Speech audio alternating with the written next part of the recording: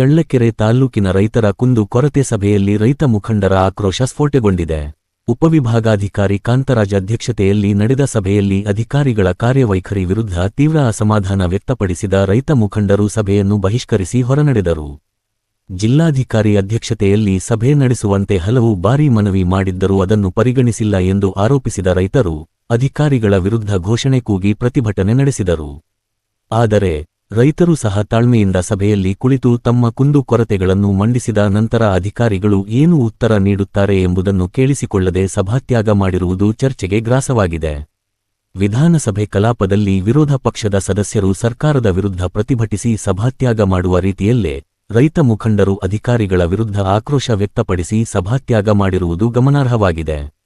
ಒಂದೆಡೆ ರೈತರು ಸಭೆಯಿಂದ ನಿರ್ಗಮಿಸಿದರೆ ಮತ್ತೊಂದೆಡೆ ಅಧಿಕಾರಿಗಳು ವೇದಿಕೆಯಲ್ಲಿ ಮೌನ ಪ್ರೇಕ್ಷಕರಾಗಿ ಕುಳಿತಿರುವುದು ಹಲವು ಪ್ರಶ್ನೆಗಳನ್ನು ಹುಟ್ಟುಹಾಕಿದೆ. ರೈತರ ಕುಂದು ಕೊರತೆ ಸಭೆಗಳು ಸಮಸ್ಯೆಗಳಿಗೆ ಪರಿಹಾರ ಕಂಡುಕೊಳ್ಳುವ ವೇದಿಕೆಯಾಗಬೇಕೇ ಹೊರತು ಕೇವಲ ಪ್ರತಿಭಟನೆ ಮತ್ತು ಸಭಾತ್ಯಾಗಕ್ಕೆ ಸೀಮಿತವಾಗಬಾರದು ಎಂಬ ಅಭಿಪ್ರಾಯ ಸಾರ್ವಜನಿಕ ವಲಯದಲ್ಲಿ ವ್ಯಕ್ತವಾಗುತ್ತಿದೆ. ಜನಧ್ವನಿ ನ್ಯೂಸ್, ಚಳ್ಳಕೆರೆ.